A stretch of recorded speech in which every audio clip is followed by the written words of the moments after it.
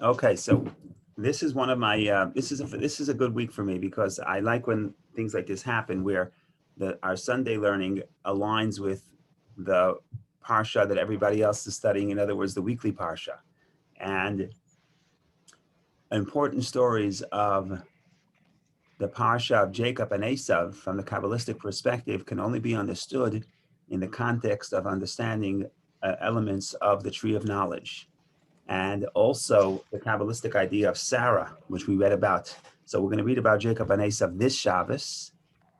Um, and yesterday we read about the life of Sarah. And according to the Kabbalah, both those stories are very much related to the story of the tree of knowledge. So maybe we'll take a sort of a detour and highlight those points, those connections, and then that will give us that will give us let me mute. That will give us insight both to this story and to the other story. The Talmud says often Bala lamed v'nimtza lamed. If story A is teaching about story B, then story B also teaches about story A, because if they're related, then each provides insight to what the other doesn't have. And so I'm going to try to do this relatively briefly, especially that on Friday we discussed a little bit about what I'm going to say about Chayei Sarah, the life of Sarah, but we'll do it briefly. And then we'll go to Jacob and Esav, tying into the story of the tree of knowledge, and then we go back to the story of the tree of knowledge. So that's the roadmap for today. So there's a fascinating Zohar, and the Zohar says that Sarah was the first one to really correct the sin of Eve. And the Zohar is a little bit cryptic, but the Zohar says that Eve descends into the world, into the Garden of Eden, but she's affected by the snake. So the snake comes and affects her negatively. The Zohar continues and goes to the next story that the Zohar connects to Eve. The Zohar said Noach also descends into the world, but he was also affected negatively. Where do we see that Noach was affected negatively? Because the Zohar says, the verse says that Noach emerged from the tree, from the ark, and when he emerges from the ark, he gets drunk. Okay, getting drunk is not good, especially in that context, but it has negative ramifications. And his son, he curses one of his sons. It's a bad story. Then the Zohar says, Sarah, however, descends into this earth. Not only does she descend into the earth, but she also descends to Egypt. And she was not affected because it says that she emerges from Egypt. Abraham emerges from Egypt, he and his wife, and she is not affected. And the Zohar doesn't really explain what the connection between these three stories are. We tried to do it on Friday, but the connection was weak. So I'll do it briefly in 4 minutes, and then we'll hopefully that will add some clarity. So from the Kabbalistic perspective, as we discussed many times, the result of the tree of knowledge is a person receives subjective knowledge. In other words, I feel myself before the tree of knowledge, before the consumption of the fruit of the tree of knowledge. I'm very objective. When I think about good and bad, I'm thinking about, like we discussed, truth and falsehood. What is ultimate truth? And my own perspective is not that felt. So the Zohar seems to be saying that what Eve wants more than anything is not the taste of the fruit, not even the subjective knowledge of good and bad. What she really wants is subjectivity. Why? Because she wants to feel herself. A person wants to feel their own perspective. And the Zohar seems to say that this is the quest. What they really want, what Eve and Noach and Sarah, what they really want is happiness. People want happiness. And in Eve's estimation, the road to happiness is feeling of self. Of course, there's a downside to feeling of self, and that is that ultimately feeling of self will not make you happy. We're very bad at predicting what makes us happy, and pampering the self is not one of those things that leads to long-lasting happiness. So, and especially in that story, excessive focus on self makes a person selfish, and ultimately that can lead to the deterioration of society, where people rob from each other and people don't respect each other's property. And before you know it, you end up with the generation of the flood that has to be destroyed. Okay, now we come to the next story. Noach looks back and he emerges from the ark and he says, okay, how do we get to a point? How do we ensure that the people will not descend to, the same moral mistakes of the pre-flood? So obviously what Sarah did was a bad idea. So the quest to achieve joy through feeling of self has failed. So Noach, what does he want to do? He wants to turn the wheel back. What does he do? He gets so drunk that he destroys the sense of self. He doesn't know if he's coming or going. And for some people, they feel that an escape is the road to joy because their own consciousness is so painful that they want to escape. And that's what Noach seeks to do. So Noach wants to escape. Now, it's a very interesting detail of the story is that what happens when he escapes? The first thing that happens, we know, he gets drunk and he rolls in his tent and he's uncovered. What is the uncovered? Why is that so important? It's important because it tells us it's an illusion. It's not clear. It's not explicit. But if you're reading carefully, what you see here is he seeks to undo the effect of the tree of knowledge. Number one, forget about the consciousness of self. Number two, he's now unclothed the way Adam and Eve were unclothed before the sin. So he turns the wheel back, but you can't turn the wheel back. It doesn't work. So there are negative results. You can't destroy the self. You can't destroy consciousness. You can't destroy subjectivity. If you seek to, you're going to be destroying much more than just subjectivity. Okay, that's point two. Now comes Sarah. What's Sarah? Says the Zohar that Sarah represents humility, and humility is the key to happiness. And we discussed that happiness means the reason why a key ingredient to happiness is humility, because to have happiness, a person needs to be grateful. To be grateful, I need to be humble, because if I'm not grateful, if I'm not humble, then whatever I have, I deserve more. So whatever I have is not going to give me joy, because no matter how much I have, I say I'm entitled to more. The only way I can be happy is be grateful. The only way I can be grateful is if I'm humble. Okay, that is what the Zohar says. Now, I'm going to add a little bit of salt and pepper just for the fun. And this is what I think is beautiful. This is my own idea, but I think it's nice. Can't be that bad, right? If you look at the verses, let's look at the verse of the curse, so to speak, to Eve. Okay? And the verse says, I'm going to read it inside. We read it last week. Maybe we'll read it again. The verse says the first consequence. So this is chapter 3, Genesis chapter 3, verse 16. To the woman he said, I will greatly increase your suffering and your childbearing. In pain shall you bear children. Now, in pain is not the perfect translation. In pain is not the perfect translation. I'm not trying to minimize the pain of childbirth. I apologize in advance. But that's not what the verse says. What the verse says is be'etzev. Be'etzev means sadness. In sadness, you will bear children. Now, we're talking not only about the actual process of birth, which is painful and sad enough, but Rashi says that when it says, verse 16, to the woman, I will greatly increase your suffering and your childbearing. Your childbearing means not just the 9 months of labor, but Rashi says that it means the tsar gidul banim, the pain of raising children. So it's not like you're done after 9 months. After 9 months is the easy part. The childbearing the raising the children is even harder. Now again, it says tsar, Rashi says tsar, but literally the word the Torah says is itzvonech. Itzavon is sadness. Etzev in the verse again, sadness. We hear about sadness. So I'm just listening and I hear sadness. And I hear sadness in the context of giving birth to children. And that's a result of the sin. Okay, all fine and good, wonderful. Now, the Zohar told me that Sarah corrects the result of the sin.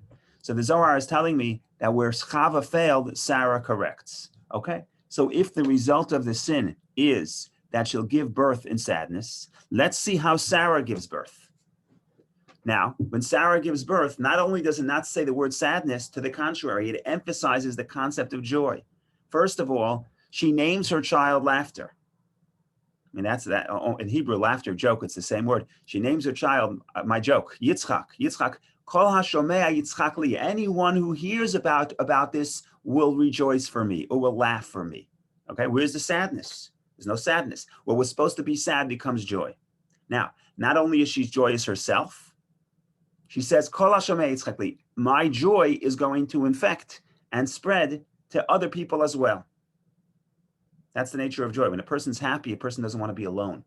When a person's happy, he wants to make other people happy. That's the nature of joy. Joy sort of has this tendency to seek to overflow. You never want to be alone and be happy.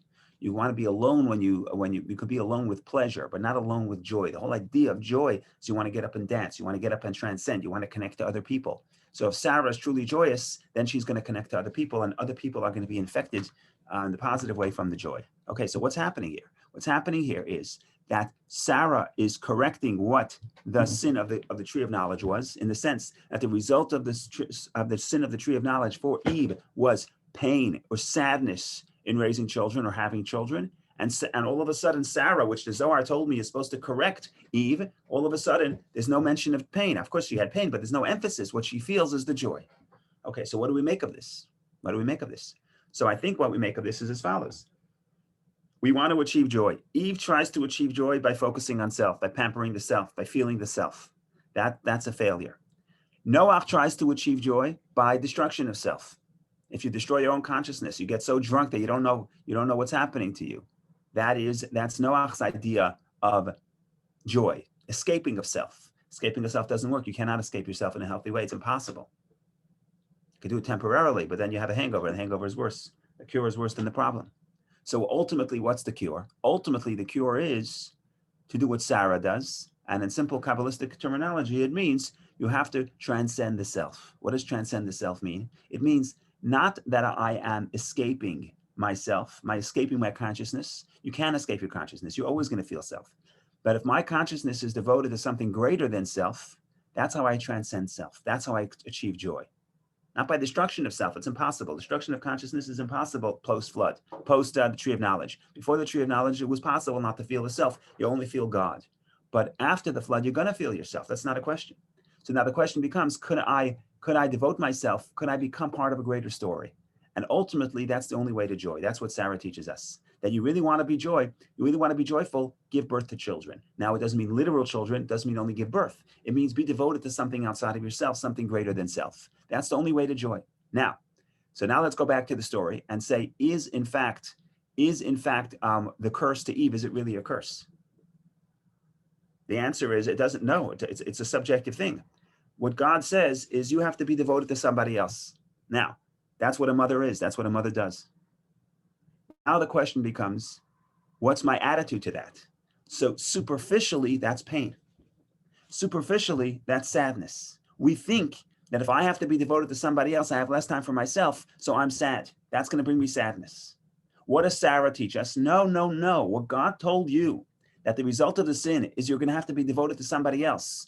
And superficially, that causes sadness. No, make no mistake. It's a trap. Not a trap in a positive sense. It's a treasure hidden. What's the treasure hidden? The only way to unlock happiness is by being devoted to somebody else, by giving birth to Isaac, by giving birth to joy, by being devoted to something greater than self. That is the way where I can't destroy my consciousness, but I can transcend myself. I can connect my consciousness to something greater than self, and that's the only way to joy.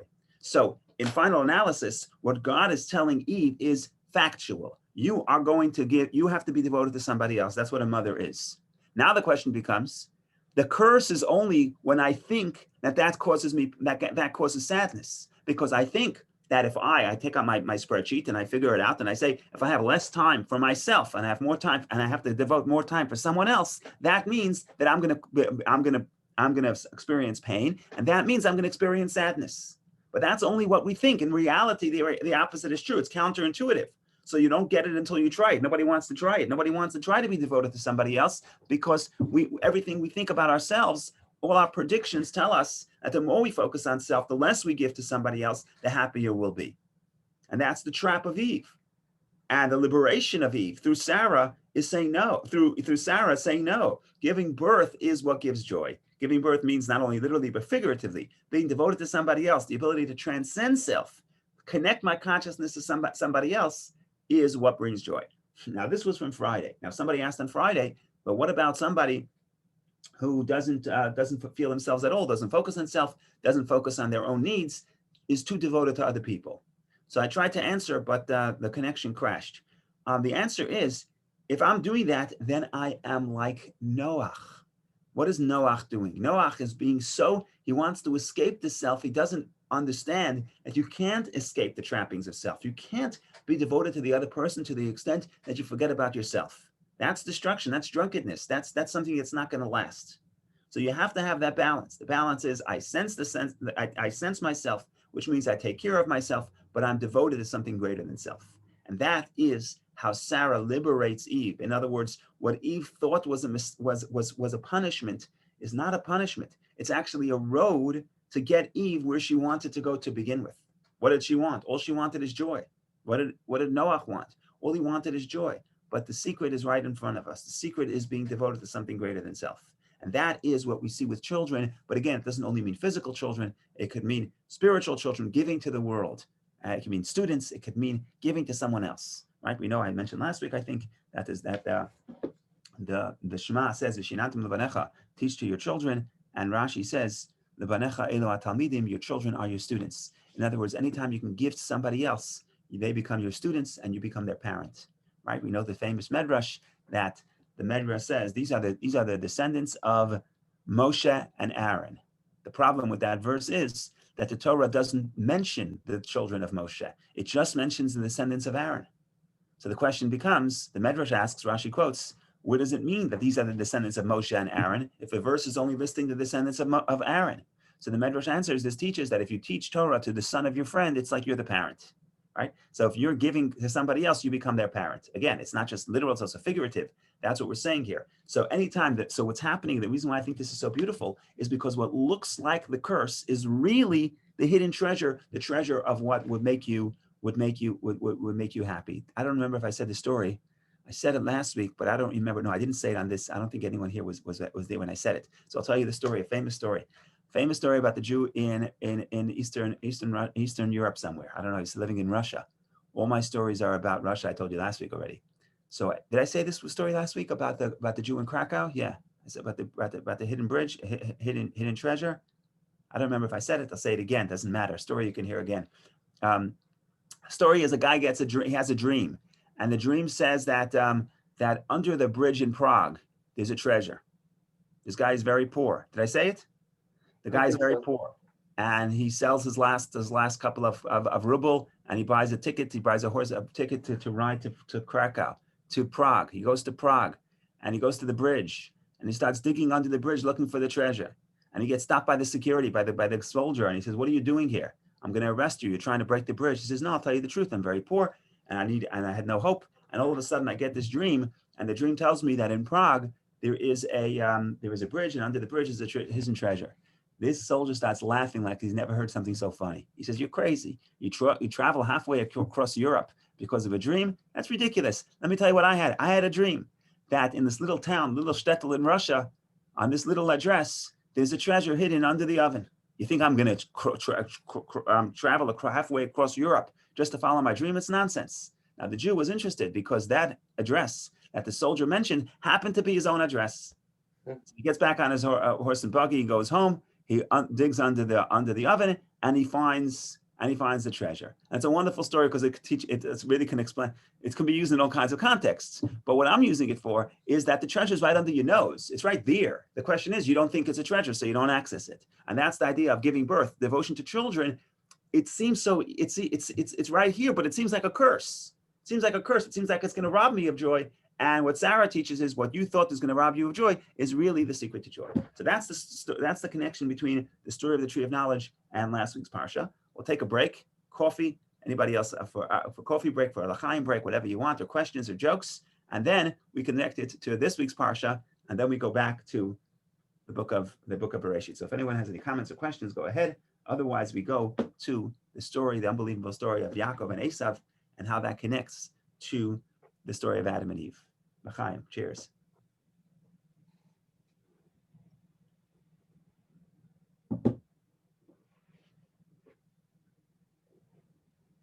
Okay, I knew it was so good there wouldn't be any questions. No, I'm joking.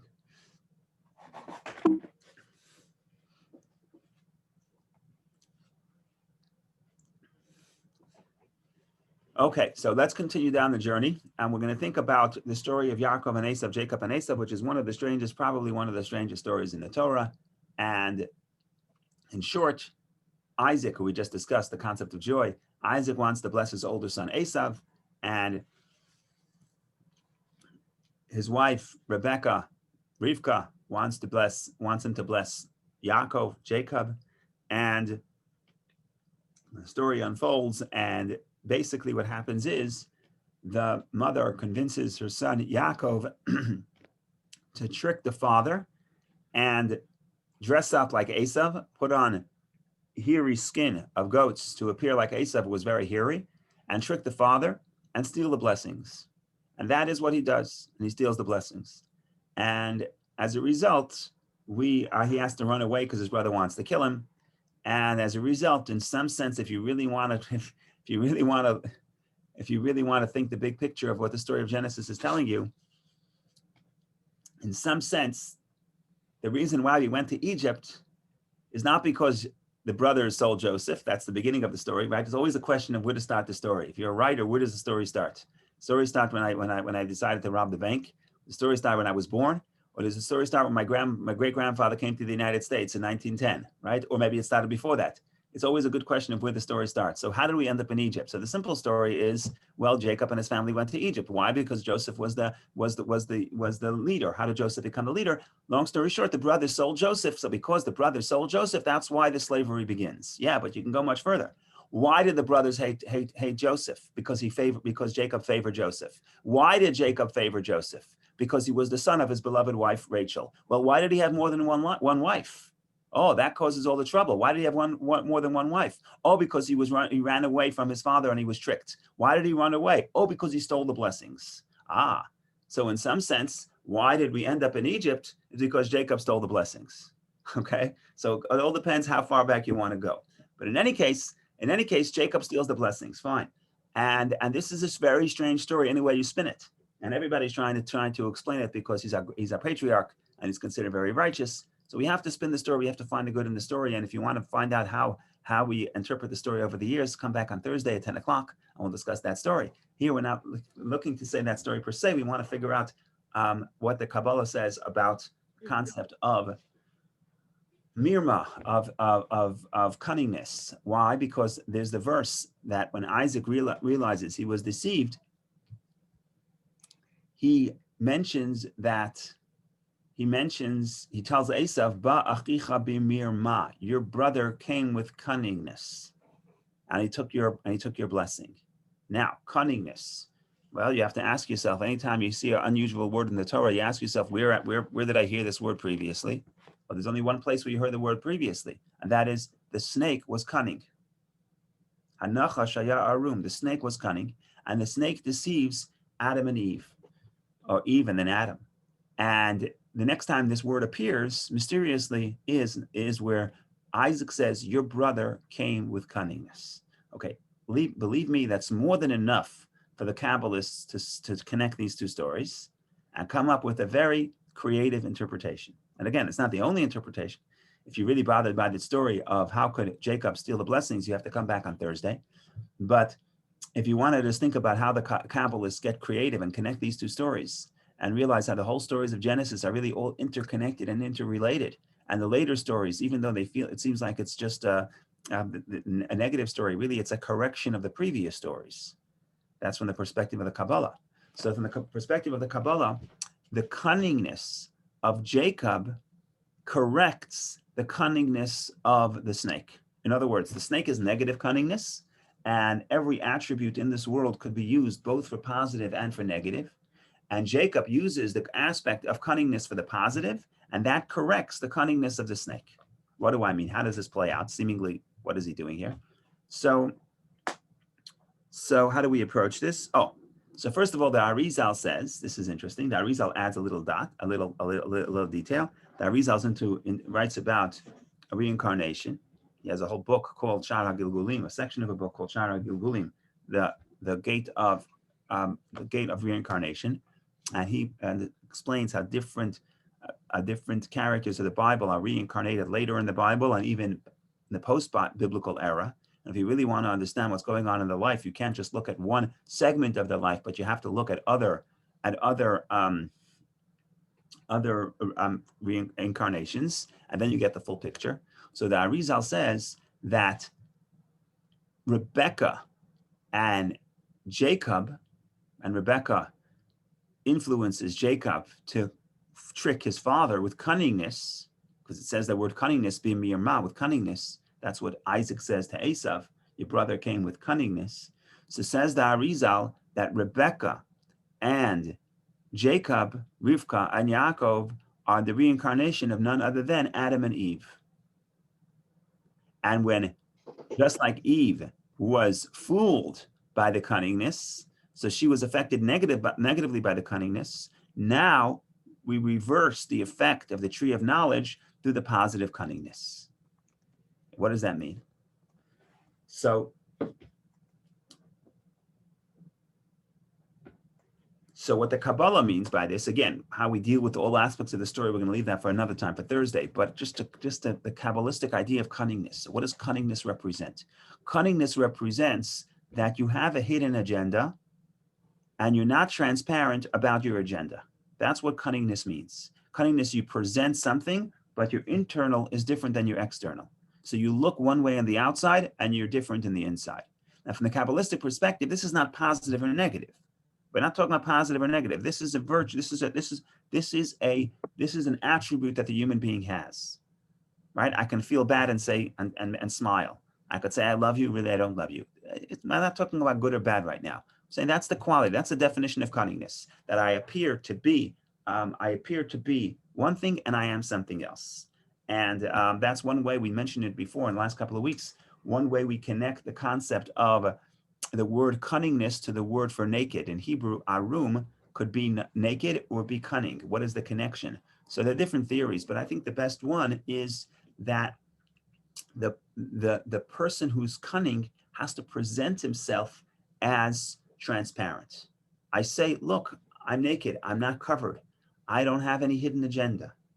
And of course, when I say I don't have a hidden agenda, when anyone tells you you don't have a hidden agenda, that's the first time you start looking for the hidden agenda. In other words, in Hebrew, as you mentioned, the same extremes could be used with the same word. So for example, I mentioned it before, planting roots and uprooting roots has the same word. And there are many other examples of that. So being transparent and being cunning, which is the opposite of transparent, have the same root. So again, transparency is I have an external facade, but my internal core is not consistent with my externality. Okay, now let's go back to the story of Jacob and Esav. Says the Kabbalah, Jacob and Esav, Jacob represents the Jew who is wearing the garments of Esav. What does it mean wears the garments of Esav? Okay, I have to backtrack for a second. Backtrack for a second is as follows.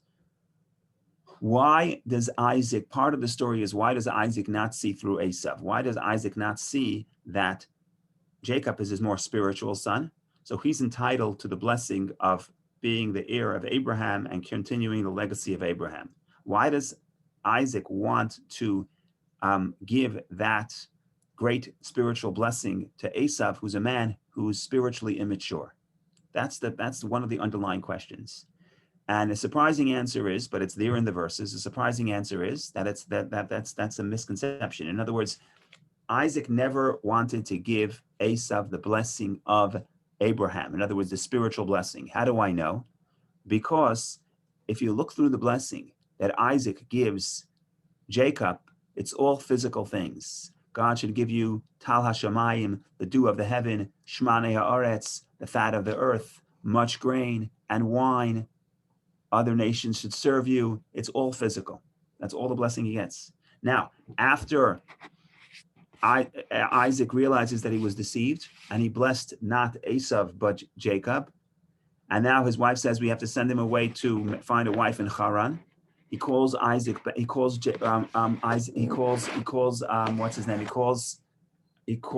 back and he gives him another blessing.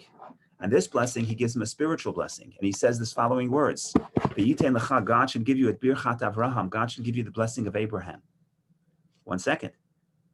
Why didn't you give him the blessing of Abraham before? The answer is the blessing of Abraham was never intended to Esav. The blessing of Abraham was intended to Jacob. What Jacob did, Jacob took not only the spiritual blessing, but also the material blessing as well. In other words, in Esav, in Jacob's, in Isaac's, the father's idea was that you have two brothers, they're twins. You have to divide the legacy, and in the partnership, they'll be able to achieve what they need to achieve in the world. In other words, Jacob will be the spiritual one. Esav will take care of paying the bills, and a partnership, they will be able to succeed in building a society that will live out the legacy of Abraham. But Rebecca disagrees. Rebecca understands that you can't separate it that way. You can't separate that one person just has material and the other person just has spiritual. It's not going to work for multiple reasons.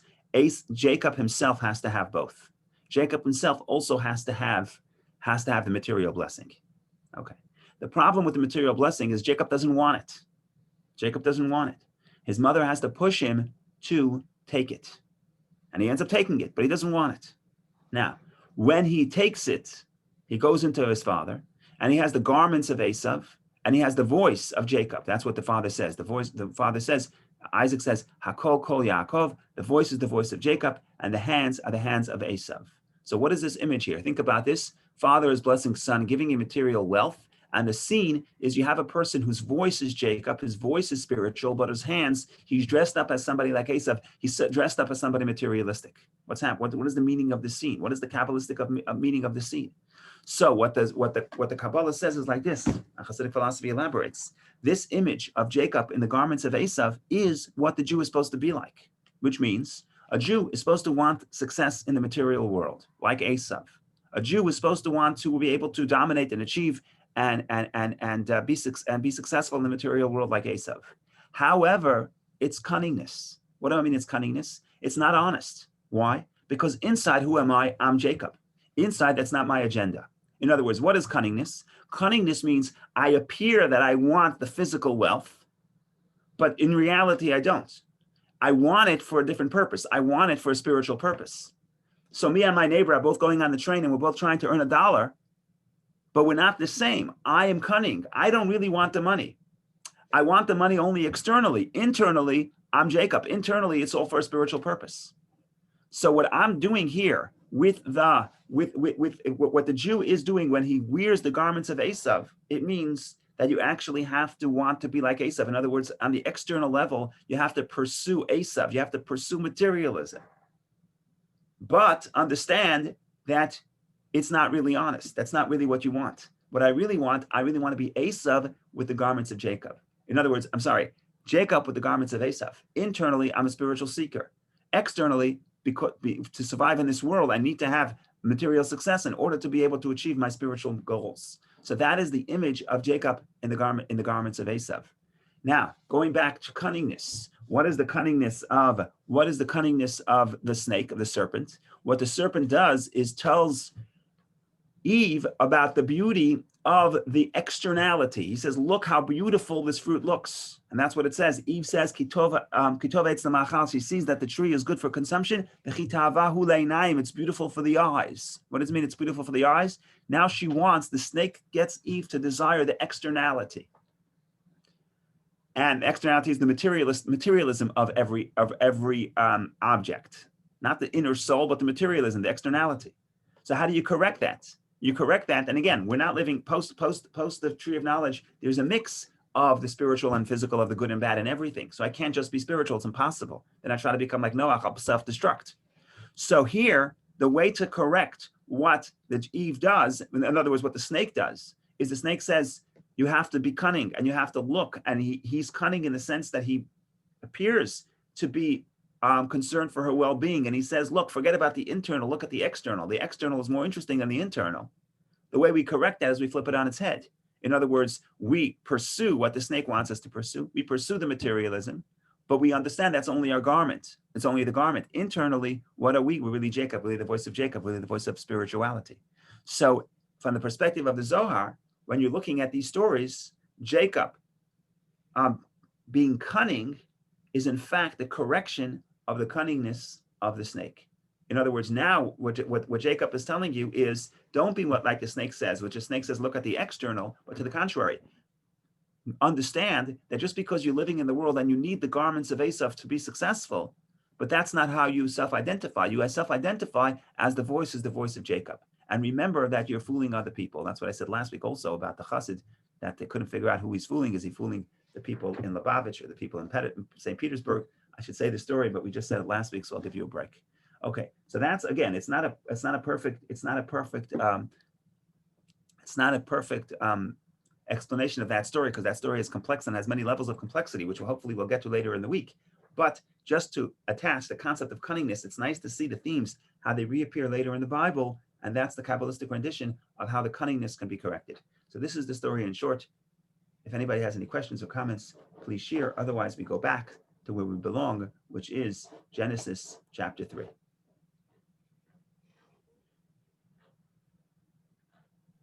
Rabbi, is there another word for cunning? Because cunning has such a negative connotation in English.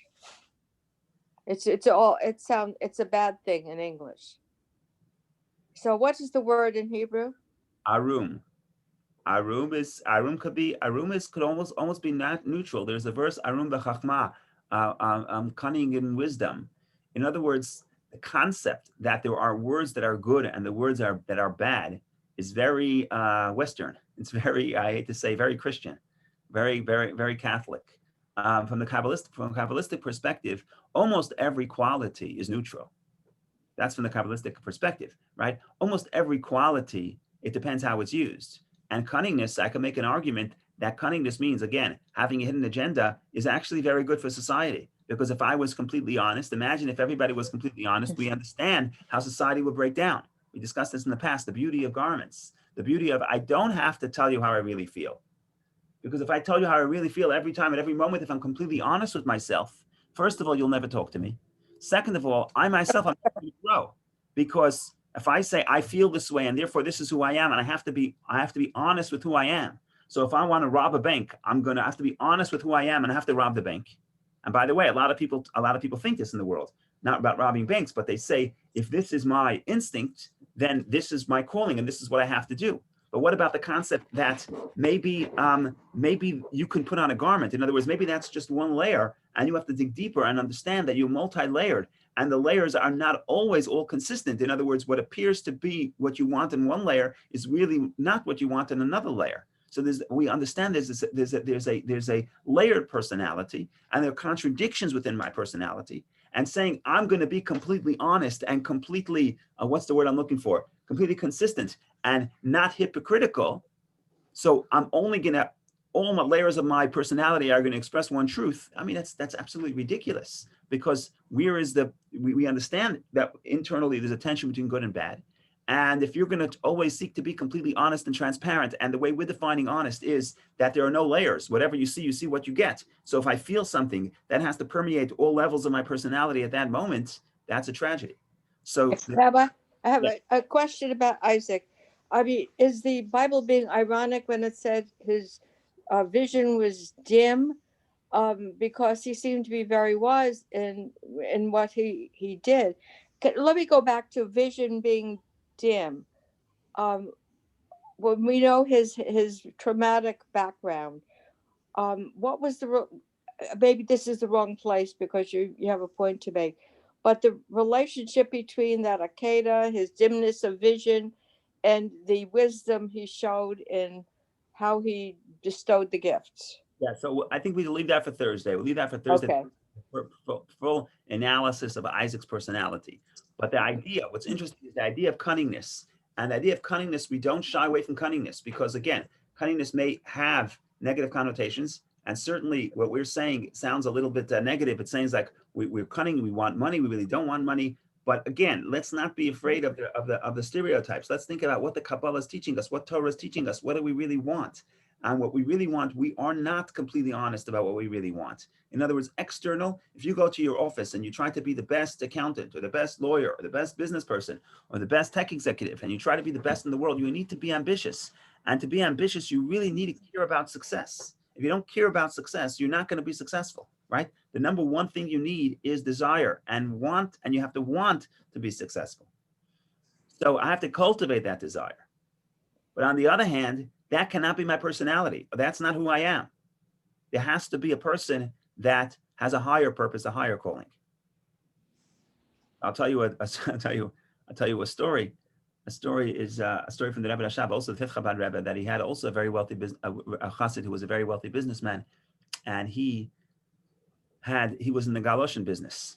Russian here, galoshin, if I understand correctly, is the boot business, right? The boot business. So he had a galoshin business, and he was very successful, one of the wealthiest in Russia. This is before the revolution.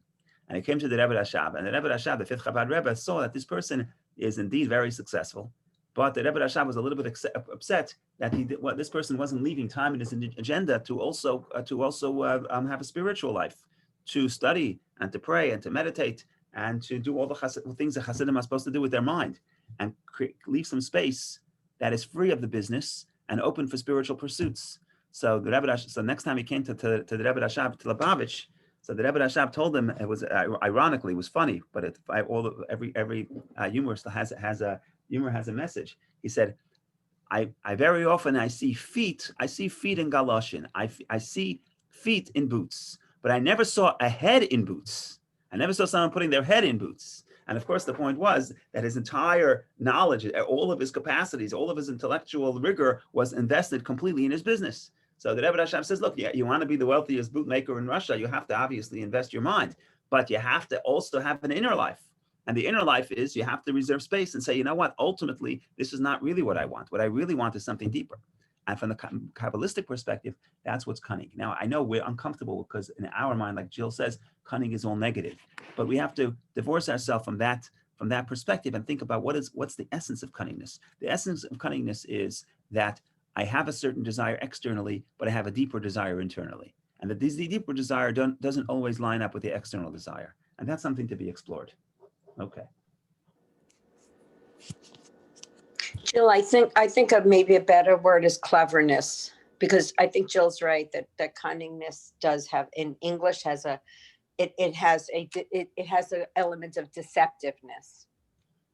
Deceptiveness and deceptiveness has a negative word. But deceptiveness in English has a negative connotation. But you ask me, you stop a person on the train going to Manhattan to make $1. He said, do you really want money? What's the answer? The answer is no, go back to Greenwich. You're not going to make money. If the answer is yes, that's also a problem. What's the answer? The answer is yes, I really, really want money. But deep down, I really don't want money. In other words, not I don't want money. Deep down, that's not my ultimate goal. That's call it what you want. That's sort of there's some sort of inconsistency between those layers. And in some layer, I really want it. And a deeper layer, it really doesn't bother me because that's not really what I want. Now, call it deception, call it cunningness, find another word that people like. The Torah refers to it as arum. Arum means you are cunning, but again, not cunning. Arum means there's a discrepancy between the external layers and internal layers. And that's just life. That's what life is.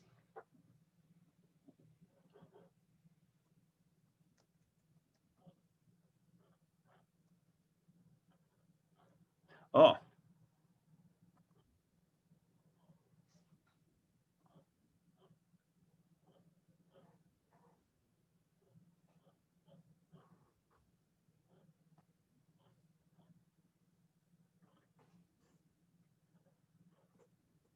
Okay, allow me to skip a few verses to read the end of the story, because that ties into what I was saying earlier about Sarah.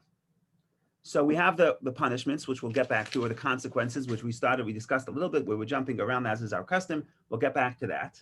But let's skip to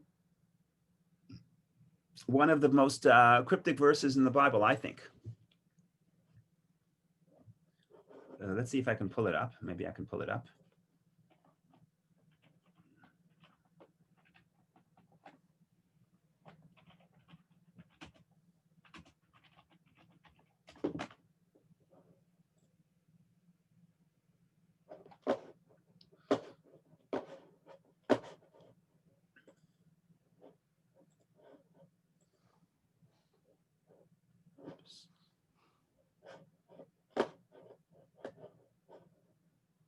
What's going on over here?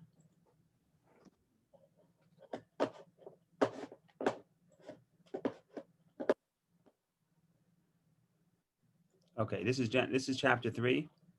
I'm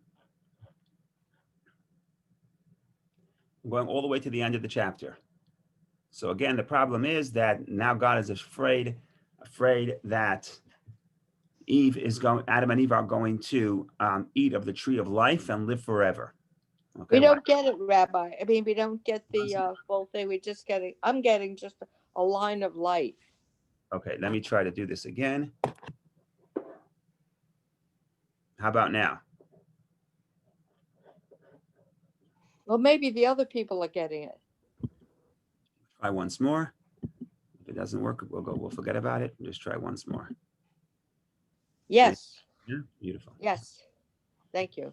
So we have the verse here where let's look at 22. And the Lord God said, behold, man has become like one of us, having the ability of knowing good and evil. And now lest he stretch forth his hand and take also from the tree of life and eat and live forever. So God and the Lord God sent him out of the Garden of Eden to till the soil whence he had been taken. Okay, so we're afraid he's going to live forever, which is a problem, I guess. And therefore he sent out to work the earth. Okay, now verse 24. This is the reason why we can't make it back to Eden. And he drove the man out. And he stationed from the east of the Garden of Eden the cherubim and the blade of the revolving sword to guard the way to the tree of life. Can't get back in. And that's the end of the story. Next chapter is already the discussion of how Eve gives birth to Cain and the story of Cain and Abel. Okay, so what is verse 24 telling me? I would be able to go back to Eden. The problem is that there is a kruvim. I don't know what that means. And then there's the revolving sword to guard the way to the tree of life. So it seems like this is sealing us off. It seems like this verse 24 is like the verse that will ensure that we will never again get back to Eden. Am I right? That's what it seems like. Rabbi, can I interrupt you for a second? Please. Can you integrate into your teaching right now? Isn't there a story in the Torah, in the Talmud, that Rabbi Akiva makes it back to the Garden of Eden with several others? Well, let's figure this out. So on the surface, this is a verse that tells you can't get back to Eden. Can't do it. And not only that, we have the two keruvim, and we have the revolving sword. Okay. Now the commentaries say it can't be that simple. There has to be, maybe there is a way back to the Garden of Eden. In other words, not even if not literally, figuratively, maybe there is a way of getting back to the tranquility of Eden. So what they say is like this. Let's look at the word. They look at the word, the third to last word of the verse, verse 24. Derech eitz hachayim. Derech. Derech is road. Here they translate as way, but derech is road. They're guarding the road to the tree of life. Now, if you don't want anyone going back to the tree of life, what do? You destroy the road, right? If you think about it, if you're going to war, and like in the 6-Day War, the first thing you do when you try to attack the enemy aircraft is the first thing you do is you bomb the runways, right? If you don't want anyone using the runway, you bomb the runways. That's all. So God destroys the road. She should destroy the derech, the road, but He doesn't destroy the road. There's a guard to the road, lishmor, to guard the way, to guard the road. So the commentaries say 2 points. Point number 1: a road goes both ways, right? If the road goes out of Eden, and there's still a road can go back to Eden. There's a clip of Moshe Dayan in the 6-Day in the Yom Kippur War, and that when the tide turns, with the help of God, when the tide turns, so they interview him, and in Syria the tide turns, and now they're about to do the counterattack and get to, I think, 40 kilometers from Damascus. So they say, "Nu, what's going on in the war?" So he says, I think the Syrians are about to learn that the road that goes from Damascus to the land of Israel also goes from the land of Israel to Damascus. In other words, there's two-way street. If you can come to us, we can come to you. So that's a road. So the commentaries say, 1 second, road means you can get back. More than that, a guard. What's the purpose of the guard? The guard could be to keep people out, but lishmor, to guard, it could also mean to safeguard. In Hebrew, the same word as safeguard is to maintain, to preserve. So in some sense, you could read this word, there are the cherubim, and then there's a revolving sword to preserve the way to the tree of life. In other words, this could be read that there is a way back, Of course, you have to navigate it properly, but there is a way back. And with the proper preparation, there are people, there's the cherubim and the revolving sword that would help you get back to the tree of life. And this opens up a whole layer of commentaries trying to figure out, how do we get back to Eden? And there's a way back to Eden. It's not easy, but it could be done. And the guards, but again, guards are here to keep people out, but also to preserve the road of getting back in. So this is a revolutionary way of learning, but there are quite a few commentators that read that way, and they want to figure. So then we have to unpack, what are the cherubim and what are the what is the revolving sword that guard the way of the tree of life. So if you can figure out how to navigate the revolving sword and the cherubim, you're right back in. So this, like I said, this opens. Go ahead. Like I said, this opens up a whole new way of interpretation. And so we're not going to finish it off today, but I just want to conclude with what I began with. So first I'm going to read it in a negative sense, and then I'm going to say how I think it could be spun positively. So let's go back to the verses. It says that Abarbanel says that what keeps a person out of the Garden of Eden? Garden of Eden represents tranquility. What keeps a person out of the Garden of Eden? It's actually entertaining. When I read this for the first time, I was literally laughing. It really is funny. So Abarbanel says, what keeps the people out of the Garden of Eden? Of course, what keeps you out of the Garden of Eden, what robs you of tranquility is, what robs you of tranquility? What makes you not be able to sleep at night no matter what? Your children. If you have a child, then when they're young, they don't let you sleep. When you get a little older, they worry about them. Once they get out of the house, then you worry them even more. You're finished. You're never going to be in Eden. You're never going to be peace of mind. There's never tranquility. Single people could be tranquil. What's the biggest worry? The biggest worry, they'll fall off the bridge. Okay, fine. You have children, you're finished. You're worried for your whole life. Even if once I'm afraid to die because I'm worried about my children, right? So you're done. Once you have children, you're done. That's what that Abarbanel says. And now Abarbanel says, what's my proof? And the revolving sword. What's revolving sword? Revolving sword is warfare. The ability of warfare, the fact that I have to defend myself. I need a Second Amendment right to defend myself in this world. That robs me of tranquility. Says that Abarbanel, this is brilliant. Says that Abarbanel, turn the page to the next page. What's the next page? The next page is Adam, Cain kills Hevel. That's chapter 4. This is case in point. What happens? You have Adam and Eve who are tranquil. Then God wants to rob them of tranquility, get them out of Eden. What does he do? He gives them children. One child kills the other. You're done. Now they got both things that keep them out of Eden. Now they have children, and they have the revolving sword, and then now they're no way back into Eden. By the way, Keruvim is a strange word in the Torah. The other place where it appears in the Torah is in the tabernacle. When God tells Moshe to build the ark, he makes the ark, and the ark has a covering, and the covering have Keruvim. What are Keruvim? Keruvim they're like the image of angels. But why Keruvim? So what does Keruvim mean? So Rashi says Keruvim is the Aramaic word, and it means Kiravia, like children. So the only other place in the Torah that uses Keruvim, it means the image of children. And there was an image of children on top of the garden of the ark, and there's an image of children that are keeping you out of Eden. So that's what the Abarbanel says. Abarbanel says that God, Abarbanel says that the way God keeps us out of Eden, he gives us children, and he creates the warfare in the world. Okay, so I'm going to take Abarbanel and spin it a little bit different. Why am I doing that? Because I'm going to take what other commentaries say about this, and you'll see what we're going to do here for a second. So we're going to put a few pieces of the puzzle together. The key of another very important point that we need to put this puzzle together is the blade of the revolving sword. What's the blade of the revolving sword? Not enough to have a sword, because a sword just hanging on the shelf is not a problem. You can walk right back. It has to be revolving. So now what the commentaries say, what the many Kabbalistic commentaries say, that revolving sword is actually a way back into Eden. The beauty of the image of revolving sword, think about it as a revolving door. When you have a revolving door, so the door keeps you out, but it also lets you in. So the sword, the revolving sword, is two ways. On one hand, it keeps you out. On the other hand, if you could, literally, mitapechet is actually turning over, the turning over sword. So it's a sort of transformation. Somehow or another, the sword is telling you that with this sword, you could transform. And if you just want to keep it simple, think about it as a revolving door. A revolving door, especially if you don't know how fast it's going, and the revolving door with swords instead of doors, then it's, on one hand, it's very dangerous. But on the other hand, if you know what you're doing, yeah, it's revolving. You can go right back in. Okay. So now, and the Kabbalah explains all of that. The Kabbalah says that you need the art of spiritual transformation to get back into Eden. So we'll get to that later.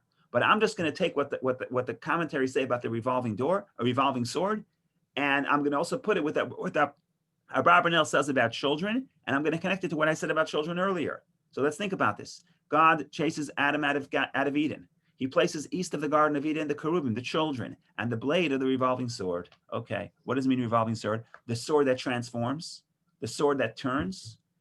So what I think it means is that children have the ability to rob you of Eden, but they also have the ability to get you into Eden. That is exactly what I said earlier. That being devoted to someone outside of myself on the external level, it looks like it's painful because I have to put someone else's needs before mine. But the truth of the matter is that if I persist, the greatest joy a person can achieve is by transcending himself, being devoted to something greater than self. So the keruvim, the children are, Abarbanel's right. Children will keep you out of Eden because you worry about them and they cause you pain.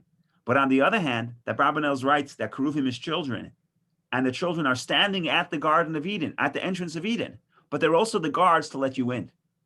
Because the greatest joy you can have and the greatest satisfaction you can have is with your children, not only when they get 100 on a test and they get into a good school, that too, but because the concept of being devoted to somebody else is ultimately the greatest joy you can have and the way you can connect to true peace and true happiness and true tranquility, which is the tree of life.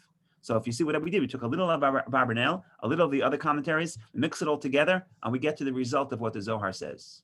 The Zohar says that Sarah understands that what Eve thought was pain is actually what brings you joy. And to tie it in, what you thought is the guard keeping you out of Eden is really the guard guarding the road, but allowing you back into Eden. So the end of the interpretation, verse 24, ties into what we said earlier. So the end of the class is rooted into the beginning of the class, which is also very, very Kabbalistic. Like the book of Yetzirah says, the book of Formation says, the end is rooted in the beginning and the beginning is rooted in the end. So we came full circle. So we still have to elaborate on many of the points, especially on verse 24, and we're going to do it in good health, God willing. But just to come full circle and talk about the themes that we discussed in yesterday's parsha, next week's parsha. So I hope this was somewhat enjoyable. It was for me. Thank you all for joining. We should see each other in good health. Anybody has any comments or questions, please share. And otherwise, have a